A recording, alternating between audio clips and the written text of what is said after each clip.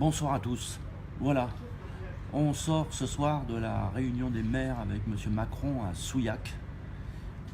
Et je peux vous dire que c'était une véritable mascarade. Donc comprenez bien, je suis maire de ma commune, des gens se sont mobilisés, on remplit un cahier de doléances, on fait plein de remarques, se sont mobilisés et m'ont mandaté pour apporter ce cahier de doléances. Et à quoi a-t-on assisté? À un soi-disant débat, et le président Macron a eu l'audace de dire que c'était un débat sans filtre. Or, il n'y a eu que des filtres.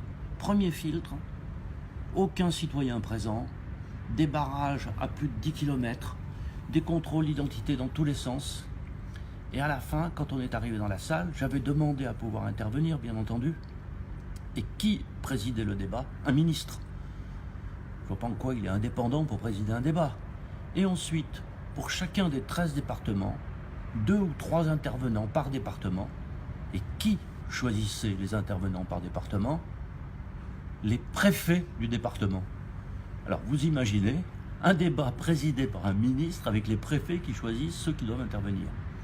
Cela n'a pas empêché quand même un président d'association de maires ruraux d'avoir été au milieu des cireurs de pompe, quelqu'un qui a osé élever la voix et remettre en cause M. Macron.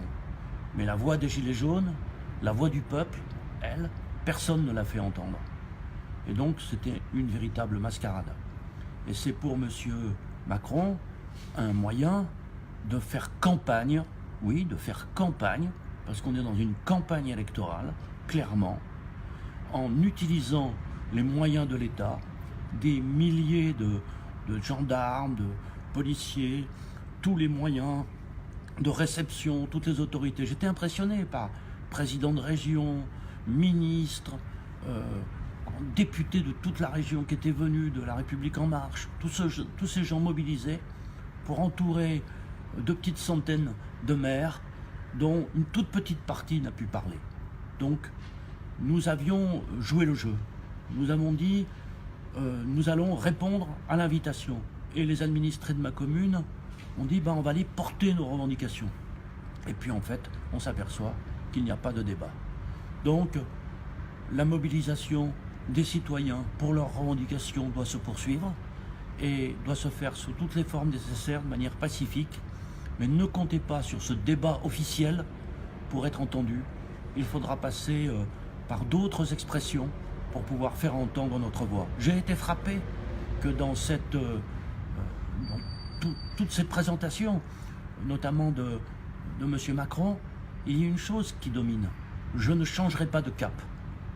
Il maintient ce qu'il appelle la politique de l'offre et il maintient son refus de faire payer les plus riches. Et il maintient cette idée que si nous voulons obtenir quelque chose, ça sera en diminuant un autre service public, une autre aide sociale. Que donc c'est une mascarade absolument lamentable, mais nous en avons fait la démonstration aujourd'hui, donc je crois que cela va éclairer tout le monde. Et vous savez, il y a des mots qui n'ont pas été utilisés. Le mot salaire, dans le discours de M. Macron, des mots n'ont pas été utilisés. Le mot salaire minimum, l'augmentation des salaires, l'augmentation des retraites. Il y a un mot qui n'a jamais été utilisé. Le mot de pauvreté, la lutte contre la pauvreté. Tous ces éléments-là ont disparu. Et aujourd'hui, on a un président qui va chaque semaine mobiliser tous les moyens de l'État pour faire sa propagande, pour essayer de gagner du temps. Et bien face à ça, la mobilisation des Gilets jaunes, la mobilisation des salariés, la mobilisation des enseignants, la mobilisation des lycéens, des étudiants, de la jeunesse aujourd'hui doit pouvoir s'amplifier et tenir et exiger une réponse. Je pense que la preuve a été faite aujourd'hui que ce grand débat national, c'est un grand blabla national qui n'a pas d'objectif que de enfumer le peuple. Voilà la conséquence ce soir que je tire de cette journée. On a fait 4h30 de route, on a fait 4h30 de route pour revenir.